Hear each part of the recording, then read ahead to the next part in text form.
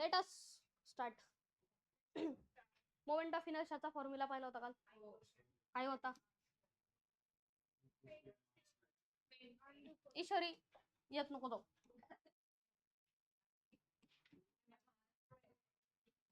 ठीक आहे, summation of M R square. ठीक आहे, हा फॉर्म्युला होता मोमेंट ऑफ इनर्शियाचा. ठीक आहे, आहे लक्षात? आहे लक्षात. त्याच मोमेंट ऑफ इनर्शियाचे आता पुढचे पार्ट आपण सुरू करत आहोत. बर, काय क्वेश्चन पहा. Find the moment of inertia of a uniform linear rod. Uniform म्हणजे लिनियर म्हणजे सरळ ना. युनिफॉर्म म्हणजे काय? मास कसं आहे? युनिफॉर्मली डिस्ट्रीब्युटेड असतं त्याचं. ठीक आहे, जी अशी नाहीये, अशी नाही ती रॉड. ठीक आहे, ती कशी आहे? स्ट्रेट आहे. ठीक आहे, तर ही युनिफॉर्म रॉड आहे. तर युनिफॉर्म रॉडचा मास एम दिलाय, लेंथ एल दिली, about an axis passing through it centre of mass. COM म्हणजे सेंटर ऑफ मास. ठीक आहे, सीओएम म्हणजे सेंटर ऑफ मास. ठीक आहे, सेंटर ऑफ मास हे जनरली जॉमेट्रिकल सेंटरला येतं. म्हणजे जे जॉमेट्रिक सेंटर असतात ते, आता सपोज जॉमेट्रिक सेंटर इथे. ठीक आहे, आता सध्या लक्षात ठेवा कारण सेंटर ऑफ मास राहिलेलं. ठीक आहे, तर जॉमेट्रिकल सेंटरला येतं. मग ह्या रॉडचा जो सेंटर ऑफ मास येईल ते कुठे येईल? इथे मध्ये. ठीक आहे, तर काय सांगितलंय? About an axis passing through it centre of mass. या ऍक्सिसला म्हणजे इथं सेंटर ऑफ मास मधून जी ऍक्सिस पास होतीये त्याच्या इथे मोमेंट ऑफ इनर्शिया काय आहे? ICOM म्हणून. ठीक आहे, moment of inertia of an axis passing through its centre of mass. ठीक आहे, आता हे द्यायची जी गरज आहे, about an axis passing through its centre of mass, तर नेहमी लक्षात ठेवायचं की ज्यावेळी तुम्हाला मोमेंट ऑफ इनर्शिया फाइंड करायचा आहे, सगळ्यात महत्वाचा पार्ट प्ले करतो ते म्हणजे ऍक्सिस. ऍक्सिस बदलली की मोमेंट ऑफ इनर्शिया बदलतो, हे काल आपण पाहिलं. ठीक आहे, ऍक्सिस बदलली की मोमेंट ऑफ इनर्शियाची व्हॅल्यू कमी किंवा जास्त होते, चेंज होते. ठीक आहे, तर आता ऍक्सिस काय दिलेली आपल्याला? सेंटर ऑफ मास मधून पास होतोय. सेंटर ऑफ मास मधून जी हे येणार आहे, काय म्हणतो, मोमेंट ऑफ इनर्शिया ना, तो मोमेंट ऑफ इनर्शिया आपल्याला कॅल्क्युलेट करायचं. ठीक आहे, हे समजलंय का? समजलंय का? आता ह्यात आपण एक स्मॉल सेक्शन किंवा स्मॉल पार्ट डीएम कन्सिडर करू. याचा मोमेंट ऑफ इनर्शिया पहिला फाइंड करू. ठीक आहे, तर याचा मोमेंट ऑफ इनर्शिया काय येईल बरं? आता इथे याचा डिस्टन्स एक्स म्हणूयात आपण. एक्स काय येईल मग? ते एक्स स्क्वेअर डीएम ना, बरोबर? एक्स स्क्वेअर डीएम, बरोबर. डीएम म्हणजे मास आणि एक्स म्हणजे काय? Distance. M R square formula ना. तर मास काय आपलं? डीएम आणि डिस्टन्स काय आहे? एक्स, म्हणून एक्स स्क्वेअर. ठीक आहे, एक्स स्क्वेअर डीएम आलं, बरोबर. मग आता सगळ्या पार्ट्सचं जर कॅल्क्युलेट करायचं झालं तर असेच छोटे छोटे पार्ट्स हे सगळे एकत्र येऊन बनतो ना तो रॉड. मग काय करणार? इंटिग्रेशन घेणार. मग I इज इक्वल टू काय? Integration of x square DM. Integrate कधी करू शकता तुम्ही? आता एक्स स्क्वेअरचं इंटिग्रेशन करायचंय मला, तर कधी इंटिग्रेट करू शकते? ज्यावेळी इथे त्याचाच जो काही कंपोनेंट आहे तो असला पाहिजे, डीएक्स असला पाहिजे. आता इथे डीएक्स आणायचंय, तर डीएक्स आणण्यासाठी काय करायला लागेल? लिनियर मास डेन्सिटी काय येते? Mass per unit length. Linear mass density dm by dx हा लक्षात ठेवायचा आहे, लागतो कधी पण. ठीक आहे, lambda which is linear mass density, ती काय येते? डीएम बाय डीएक्स और एम बाय एल म्हणजे कॉन्स्टंट येते. एम अपॉन एल किंवा डीएम बाय डीएक्स हा काय येतोय? कॉन्स्टंट येतो, त्याला काय म्हणतो आपण? Linear mass density. समजलंय का? Linear mass density. मग याच्यावरून आपण काय म्हणू शकतो? Dm will be equal to lambda into dx. काय म्हणू शकतो? Dm is equal to lambda into dx. तो त्याच्यात पुट करा, म्हणजे काय येईल? आय इज इक्वल टू, बोलो, आय इज इक्वल टू काय येईल? इंटिग्रेशन ऑफ एक्स स्क्वेअर डीएमच्या जागी काय लिहू शकतो आपण? लॅम्बडा इंटू डीएक्स लिहू शकतो. लॅम्बडा काय? कॉन्स्टंट. कॉन्स्टंट इंटिग्रेशनच्या बाहेर येईल. ठीक आहे, मग कॉन्स्टंट बाहेर आला, integration of x square dx, बरोबर. मग आता इंटिग्रेट कुठून कुठं करायचंय? Minus L by two plus L by two.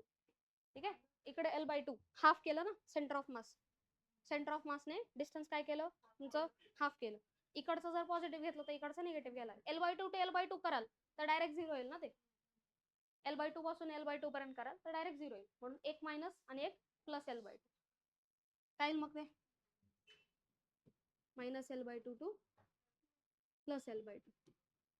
ठीक आहे, which is equal to lambda. याचं इंटिग्रेशन काय येईल बरं? Integration of x square is x³/3. x³/3 कुठून कुठपर्यंत integrate? -L/2 to plus L/2. मग आता काय पुट करणार? पहिलं L/2 पुट करायचा. ठीक आहे, मग पुट करा ते काय येईल? लॅमडा, नंतर पुढे x³ च्या जागी L/2 पुट करायचंय पहिलं. L/2 चा क्यूब. एक काम करा, 3 बाहेर घ्या म्हणजे इझी जाईल. 3 बाहेर घेतला λ/3 होऊन जाईल तो. λ/3 इन ब्रॅकेट L/2 चा क्यूब मायनस L/2 चा क्यूब. क्यूब आहे ना, क्यूब आहे. पहिलं L/2 पुट केलं, नंतर -L/2 पुट केलं. ठीक आहे, 3 बाहेर घेऊ. x³ च्या जागी पहिले L/2 नंतर -L/2 पुट केलं. हे समजलंय का? पुढे काय करणार आता? λ/3 L/2 चा क्यूब म्हणजे L³/8. ठीक आहे, मायनस. आता हा मायनसच राहणार आहे ना, हा मायनस आहे, परत मायनस काय होईल? प्लस होईल. आणि इथं पण काय राहील? L³/8 म्हणजे काय आलं? 2 times L³/8. Lambda 2 times L³/8 आणि इथला 3 तसाच. किती होईल ते? 4 3 जा 12 म्हणजे लॅमडा. बरोबर का?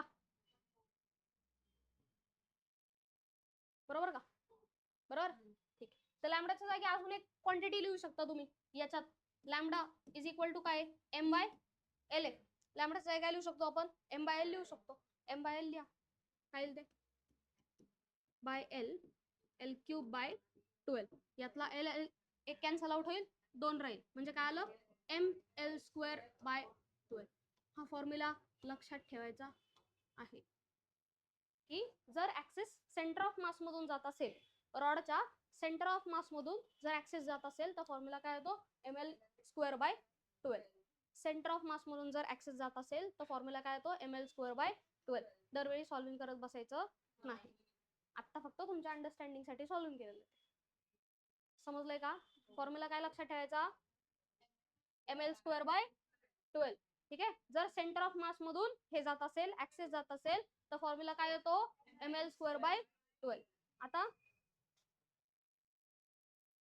हा होमवर्कला करायचा आहे. काय सांगितलंय? Find the moment of inertia of uniform circular ring. काय? रिंग आहे. ठीक आहे, रिंग आहे. About an axis passing through its centre and perpendicular to the plane of disc. कशी असेल मग ती सांगा? Passing through centre and perpendicular to the disc. डिस्कला परपेंडिक्युलर म्हणजे अशी जाईल का? अशी असेल ना, बरोबर. जर मी आता ऍक्सिस म्हटलं पासिंग थ्रू द डायमीटर, मग कशी येईल? कशी येईल?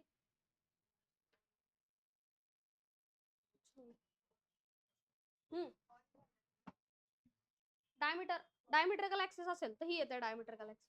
ठीक आहे, जर सेंटर मधून पास होतीये and perpendicular to the disc सांगितलं तर ही. ठीक आहे, त्यानंतर जर सपोज म्हटलं की सरफेसला किंवा रिमला ती परपेंडिक्युलर तर कशी असेल? रिमला परपेंडिक्युलर. ही रिम असते, रिमला परपेंडिक्युलर. ठीक आहे, किंवा असं म्हटलं normal to the rim. Normal म्हणजेच काय असतं? परपेंडिक्युलर असतं. मग रिमला नॉर्मल टू द रिम म्हणजेच परत परपेंडिक्युलर येतं. ठीक आहे, समजलंय का? ऍक्सिस अशा पद्धतीने सांगितल्या जातात. आपल्याला डिसाइड करायची कोणती ऍक्सिस आहे. समजलंय का? आता काय सांगितलंय? इथं सेंटर मधून पास होणारी ऍक्सिस आहे, तर याच्या इथे जो मोमेंट ऑफ इनर्शिया आहे तो मोमेंट ऑफ इनर्शिया कॅल्क्युलेट करायचा. हा होमवर्कला करायचा आहे. तर काही फॉर्म्युलेज आहेत, फॉर्म्युले लर्न करायचे आहेत. त्यातले कोणते कोणते महत्वाचे आहेत ते सांगून देते. आता रिंग साठी ऍक्सिस पहा कुठे आहे? सेंटर दिसतंय काय?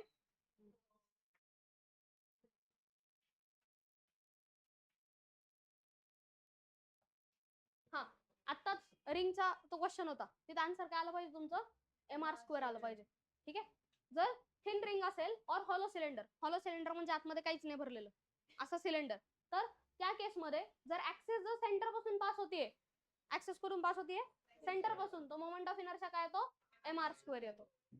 ठीक आहे, त्यानंतर आता नेहमी लक्षात ठेवायचं, जर आता थिन रिंगचा तुम्हाला सेंट्रल फॉर्म्युला माहितीये आणि तुम्हाला विचारलं डायमीटरल ऍक्सिसला काय येतो, तर नेहमी त्या सेंट्रल ऍक्सिसचा हाफ करायचा, आपोआप तो येतो. म्हणजे जर आता थिन रिंग दिलीये थिन रिंग साठी सेंट्रल ऍक्सिसचा फॉर्म्युला तुम्हाला माहिती आहे, पण डायमेट्रिकलचा माहित नाहीये. तर डायमेट्रिकलचं काय करायचं, फक्त हाफ करायचं. इथं पण कुठेतरी मिळेल तुम्हाला. पहा, युनिफॉर्म डिस्क किंवा सॉलिड सिलेंडर आहे, काय formula half M R square आहे. सेंट्रल ऍक्सिसला हाफ एम आर स्क्वेअर आहे, तर डायमेट्रिकलला काय असेल त्याचा पण हाफ म्हणजे 1/4 एम आर स्क्वेअर. ठीक आहे. फॉर्म्युले कोणते कोणते लक्षात ठेवायचे तुम्हाला. हा, थिन रिंगचा, नंतर थिन रिंगचा डायमेट्रिकल. हा काय नाही ठेवलं तरी जाणार आहे लक्षात, कारण इथे फक्त काय केलेलं आहे, इथे आर स्क्वेअर आहे, इथे एकच रेडियस आहे, इथं 2 रेडियस असल्यामुळं R square plus R square केलेलं आहे. ते नाही लक्षात ठेवलं तरी चालेल. त्यानंतर हा लर्न करायचा आहे, हा लर्न करायचा आहे. हा इम्पॉर्टंट आहे खूप जास्त. 2/3 एम आर स्क्वेअर आणि 2/5 एम आर स्क्वेअर.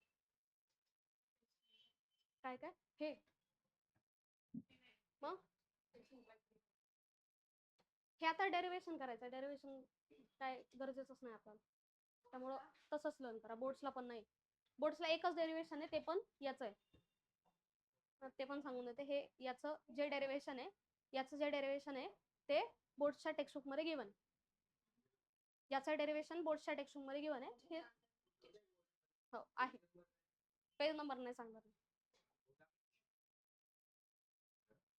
आहेतच बोर्ड्सच्या टेक्स्टबुक मध्ये आहेतच. बरं समजलंय का, समजलंय का. फॉर्म्युले लर्न ठेवायचे. फॉर्म्युले आत्ता तरी नाही होणार, उद्या येताना लर्न करून यायचे, उद्या येताना फॉर्म्युले लर्न करून यायचे. ठीक आहे. स्पिअरचा लर्न होतो पटकन. स्पिअरचं काय नाही, 2/3 2/5 हे दिसलं की आपोआप स्पिअर लक्षात येतं. ठीक आहे. याचाच फक्त कन्फ्युजन होतं कशात, थिन रिंग मध्ये नंतर सॉलिड सिलेंडर मध्ये, याच्यात फक्त कन्फ्युजन होतं, ते करून घेऊ नका. ठीक, चलो question. Theorem of parallel axis. ठीक आहे. Theorem of parallel axis. Textbook आहे का याची, काढा टेक्स्टबुक असेल तर, 12th ची टेक्स्टबुक असेल तर काढा. 12th ची टेक्स्टबुक असेल तर काढा.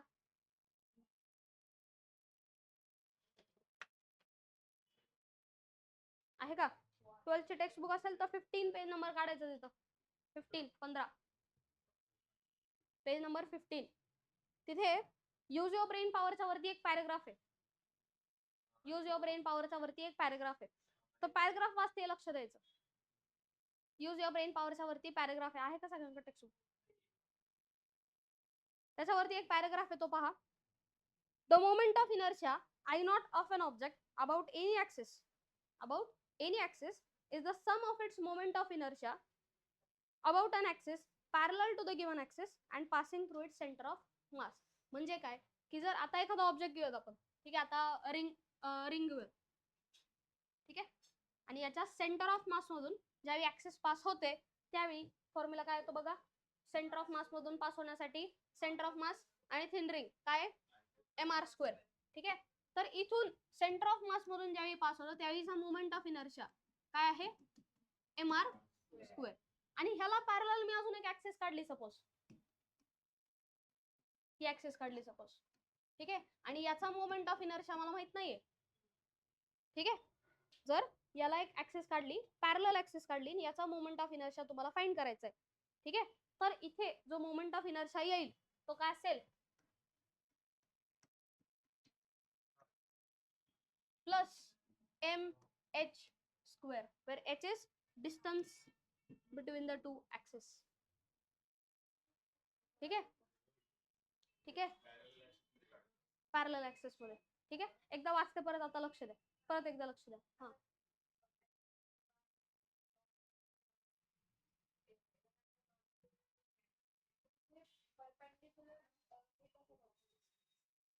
परपेंड म्हणजे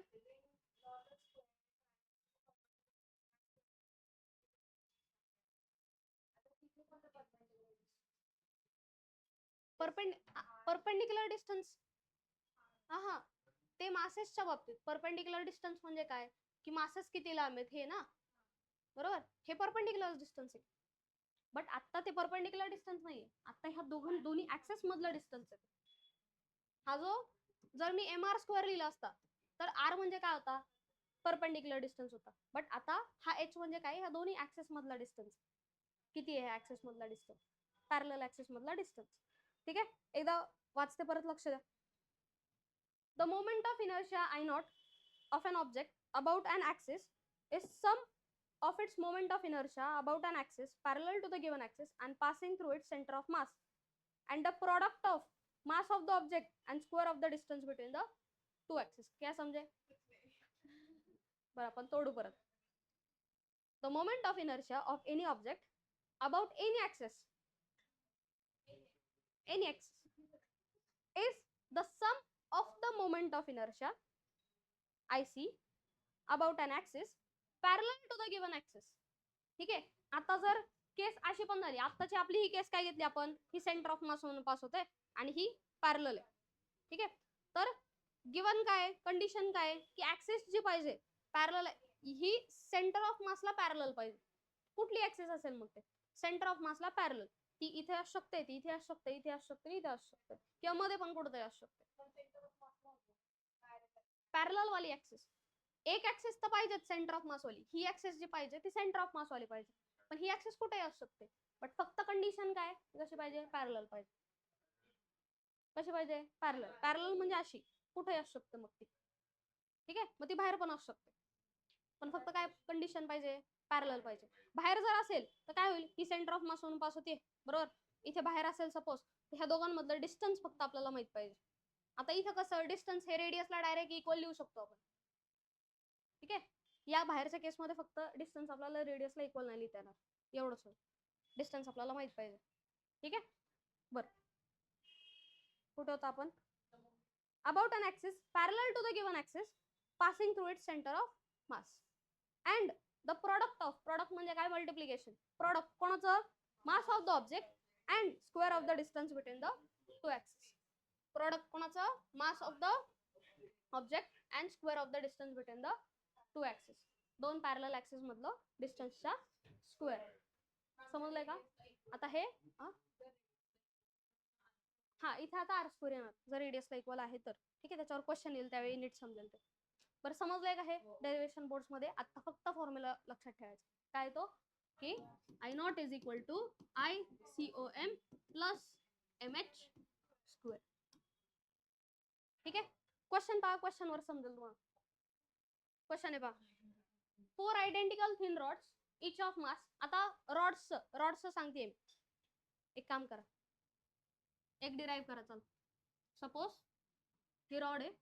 रॉडच्या सेंटर ऑफ मास मधून ज्यावेळी हे जातो ऍक्सिस जातो त्यावेळीचा मोमेंट ऑफ इनर्शिया आपण कॅल्क्युलेट केलाय मग अशी ml स्क्वेअर बाय 12. आता याला पॅरलल एक ऍक्सिस आहे इथून पास होते. तर इथला मोमेंट ऑफ इनर्शिया काय करू शकता कॅल्क्युलेट.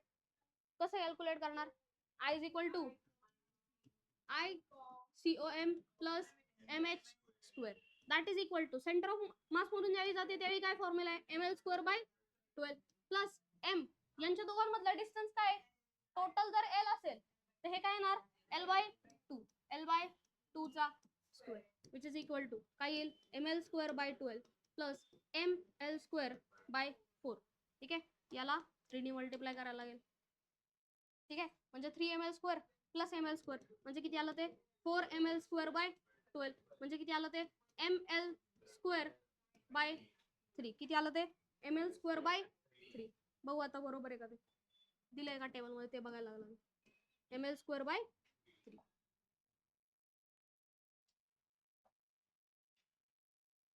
हा आहे का बघा, आहे का. ऍक्सिस कुठे आहे, ऍक्सिस कुठे आहे इथं एंडला.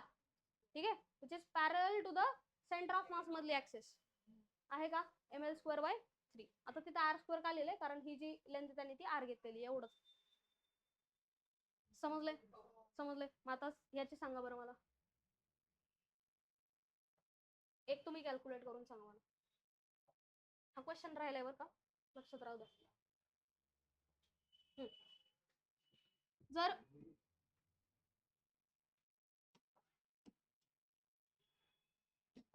रिंग आहे, रिंगच्या सेंटर ऑफ मास मधून ज्यावेळी हे जाते त्यावेळी सांगा बरं काय असतं फॉर्म्युला mr स्क्वेअर. आणि डिस्क असेल तर हाफ mr स्क्वेअर. रिंग असेल तर mr स्क्वेअर आणि डायमीटरकल ऍक्सिस असेल तर काय करायचं हाफ करायचं. ठीक आहे.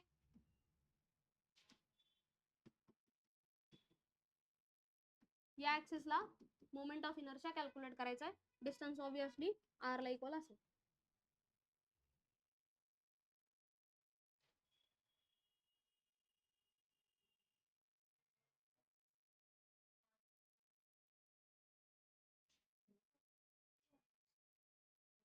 झालं. आता ml स्क्वेअर कुठून घेतला ईश्वरी? काय रिंग आहे ना.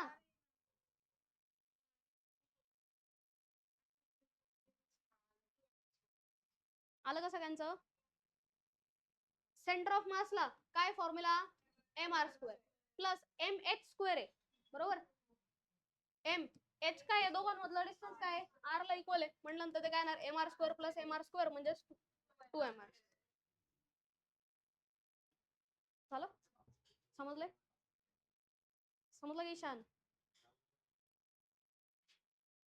सेंटर ऑफ मासला जो मोमेंट ऑफ इनर्शियाचा फॉर्म्युला येतो सेंटर ऑफ मास मधून, जर रिंग असेल रिंगच्या सेंटर ऑफ मास मधून एखादी ऍक्सिस जाते तर तिचा जो मोमेंट ऑफ इनर्शिया असतो तो असतो एम आर स्क्वेअर. ठीक आहे. आणि 2 mr कसा आला होता की आपला फॉर्म्युला काय आहे? I naught is equal to ICOM plus M H square असा फॉर्म्युला आहे. ठीक आहे. सेंटर ऑफ मास मधला फॉर्म्युला काय आहे? एम आर स्क्वेअर आहे प्लस एम तसाच राहील. एच म्हणजे काय असतं? दोन्ही ऍक्सिस मधला डिस्टन्स. दोन्ही ऍक्सिस मधला डिस्टन्स कोणाला इक्वल आहे? रेडियसलाच इक्वल आहे ना, म्हणून आर स्क्वेअर आलं म्हणजे आलं ते 2 mr स्क्वेअर. समजलंय का? आता क्वेश्चन कडे. क्वेश्चन काय? 4 identical rods, 4 identical thin rods of mass m and length l येत्या 1 झालं येते. Length l form a square frame. काय करतात ते? स्क्वेअर फ्रेम फॉर्म करतात.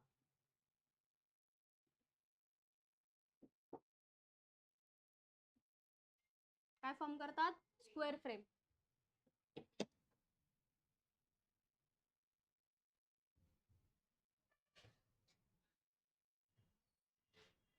कुठून घेतला? इथून घेतला. ठीक. 4 identical thin rods, each of mass m and length l, form a square frame. Moment of inertia of this frame about an axis through the center of square and perpendicular to its plane. कुठं असेल मधी? अशी असेल का?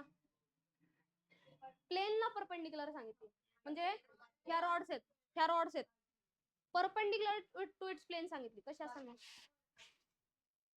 कशा? Centre of the square. स्क्वेअरचा centre म्हणजे स्क्वेअरचा सेंटर म्हणजे इथे असणार आहे. मग ती अशी असेल का अशी असेल? प्लेनला परपेंडिक्युलर. प्लेनला परपेंडिक्युलर म्हणजे ती अशी असणार आहे बरोबर. प्लेनला परपेंडिक्युलर अशी असेल म्हणजे इनवर्ड्स दाखवायची. समजा घ्या. आता इथे जो मोमेंट ऑफ इनर्शिया येईल तो कॅल्क्युलेट करायचा. ठीक आहे. आता 4 आयडेंटिकल रॉड्स आहेत त्यामुळे एका आयडेंटिकल रॉडचा जर काढला एका रॉडचा जर काढला त्याला 4 ने मल्टिप्लाय करायचं फक्त. ठीक आहे. एका रॉडचा काढला तरी. मग आता एक काम करा, बाकीच्या ज्या रॉड्स आहेत त्यांना विसरून जायचं. ठीक आहे. एका रॉडचा काढूया. ठीक आहे. एका रॉडच्या सेंटर ऑफ मास म्हणून जाणार आहे हे आपल्याला माहिती आहे. काय ते? ही पूर्ण लेंथ काय? एल आहे. ठीक आहे. म्हणजे इथून इथपर्यंत डिस्टन्स काय होणार? L/2. इथून इथपर्यंत परत L/2 आणि परत इथून इथपर्यंत L/2. सगळीकडून L/2 डिस्टन्स आहे. बरोबर का? बरोबर. तर आता बाकीचे रॉड्स विसरा, एका रॉड कडे लक्ष देऊ आपण. ठीक आहे. एका रॉडच्या सेंटर ऑफ मास मधून जी हे जाते ते माहिती आपल्याला काय? ते ml²/12. ठीक आहे. यालाच ती कशी आहे? पॅरलल ना. यालाच ती कशी आहे? पॅरलल आहे. मग थिअरम ऑफ पॅरलल ऍक्सिस वापरायचा. काय थिअरम ऑफ पॅरलल ऍक्सिस?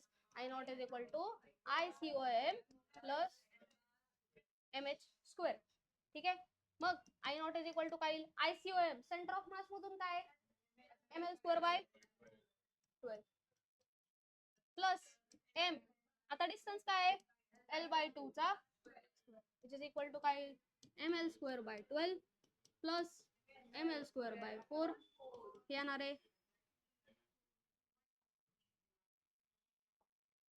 हा हे काय येईल आता? 1/, हा डायरेक्ट लिहून घ्या, मागच्या सम मध्ये आलेलं आहे ते ml²/3 हे आलं. I नॉट एकाच 4 जणांचं काय येईल? 4 × ml²/3. समजलंय का? पुढचा क्वेश्चन बघा तुम्हाला सॉल्व्ह करता येतोय का? काय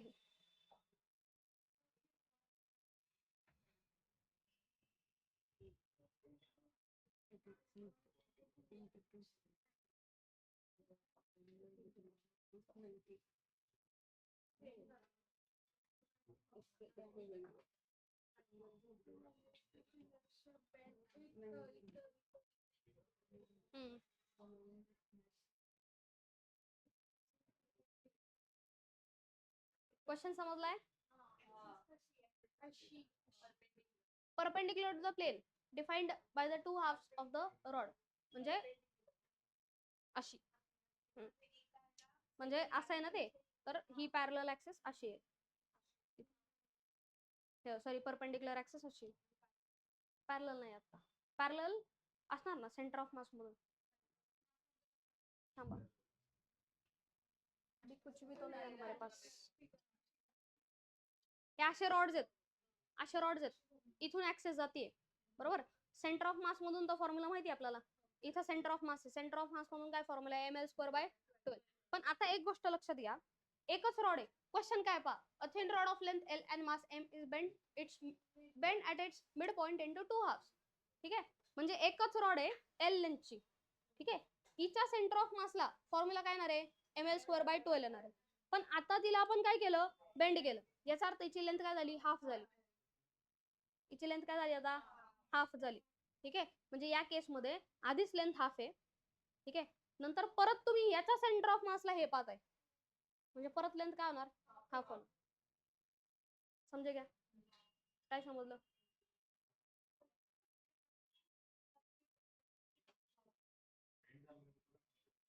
बेंड झाल्यावर हाफ झाली ना.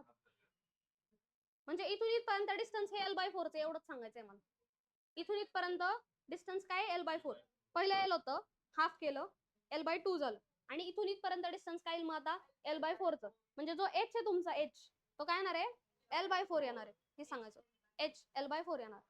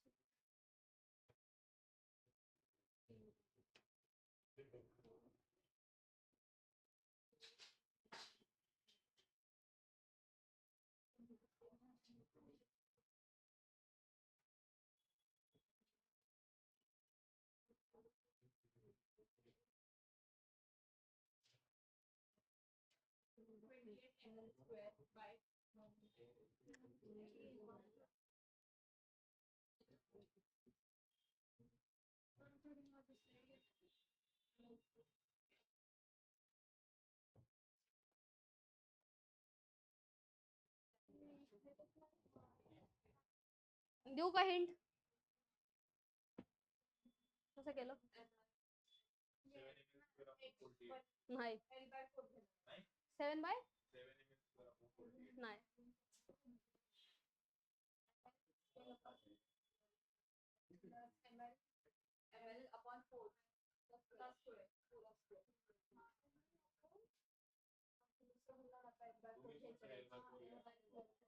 बरोबर आहे, ते बरोबर सांगितलंय तरी पण.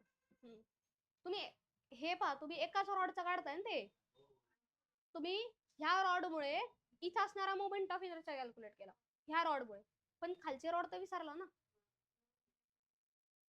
बघा,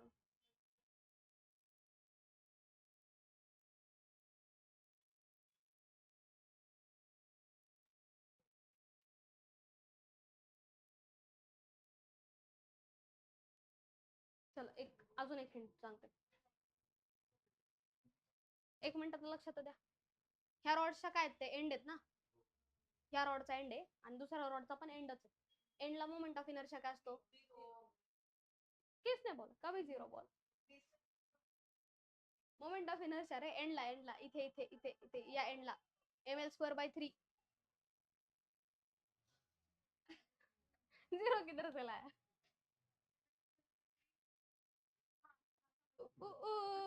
नाही नाही आता नाही आता कसं काय समजलं पण मी ते खोडलं ह्याच्यामुळे खोडलं ते नाही काहीच आहे एंडला काय येतं ते इथं नाही ते खोडलं मी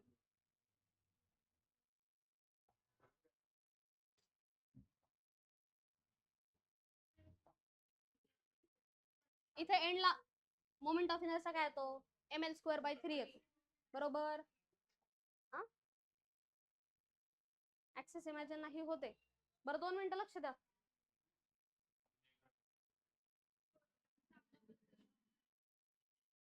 हा लक्ष द्या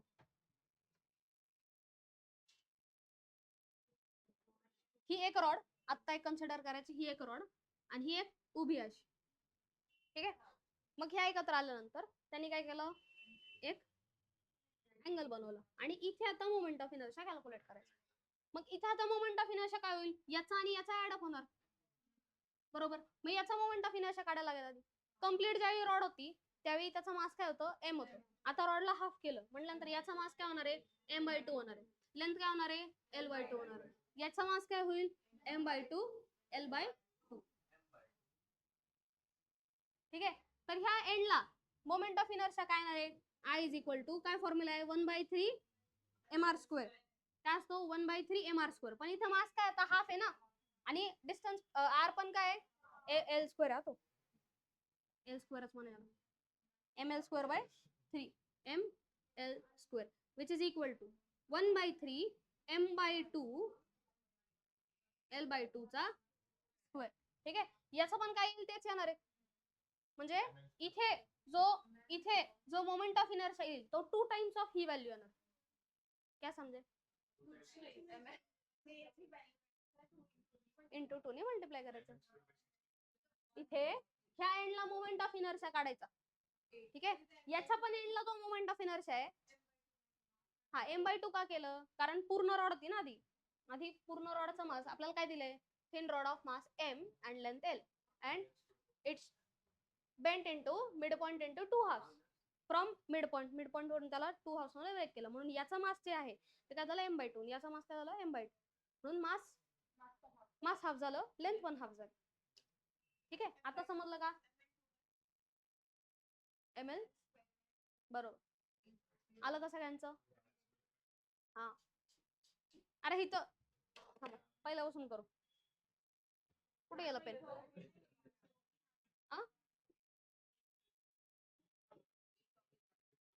आलं का समृद्धी आलं का मोनिका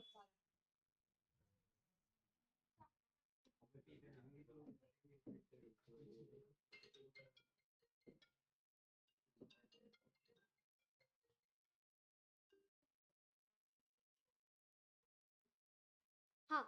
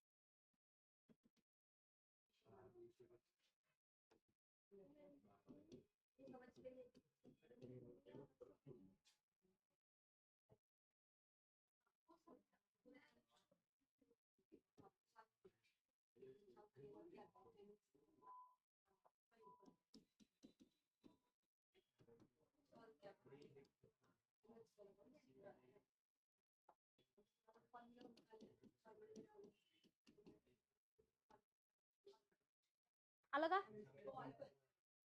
आलं का इथला मोमेंट ऑफ इनर्शिया कसा काढला ml²/3 मास काय झालं होतं हाफ झालं होतं ठीक आहे म्हणून हाफ केलं लेंथ पण काय केली होती हाफ लेंथ पण हाफ केली मग याच्यावरून हा फॉर्म्युला आला ठीक आहे इथल्या या एंडचा मोमेंट ऑफ इनर्शियाचा फॉर्म्युला आला या एंडचा. ठीक आहे, असेच दोन एंड आपण एकत्र जोडलेत. ठीक आहे, असे दोन एंड एकत्र जोडलेत म्हणून 2 टाइम्स ऑफ हा मोमेंट ऑफ इनर्शिया केला. 2 एंड जोडला. समजलंय का? नक्की समजलंय? ये करू.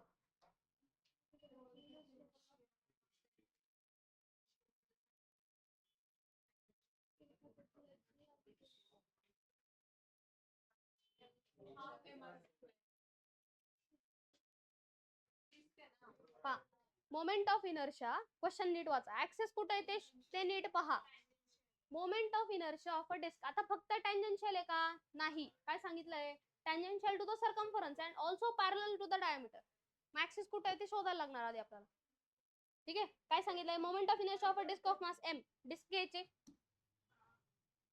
ठीक आहे, which is tangential to the circumference. सर्कम्फरन्सला tangential and parallel to the diameter. म्हणजे डायमीटरकल ऍक्सिस ही आली आणि टँजेन्शियल म्हणल्यानंतर त्याला ही आली. समजलं? तशी घेतल्यानंतर ते डायमीटरला पॅरलल थोडी होते, ते डायमीटरला परपेंडिक्युलर. समजलं का? समजलं का? नक्की. त्यामुळे अख्खा सेंटेन्स वाचत जा.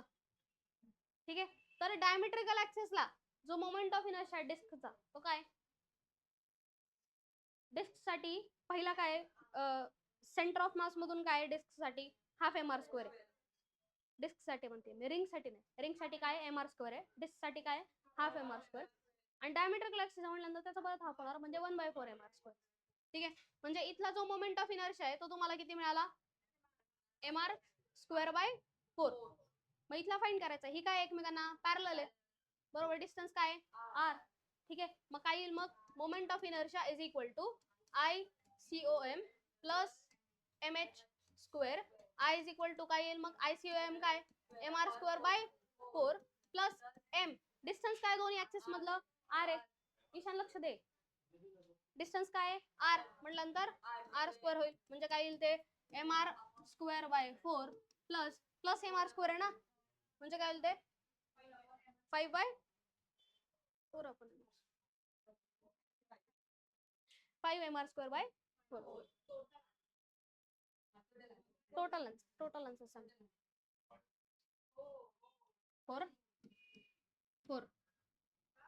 4 बेस सेम केला. 4 + 1 किती आलं? 5 आणि बेस 4.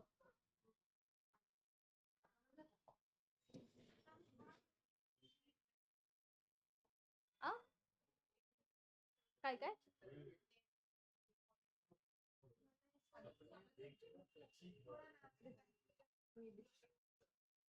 हा, एक मिनिट थांबा, फॉर्म्युला चेक करू देतो बरोबर लिहिलाय का. डिस्क साठी डायमेट्रिकल ऍक्सिस 1/4 बरोबर. हे LCM घेतला.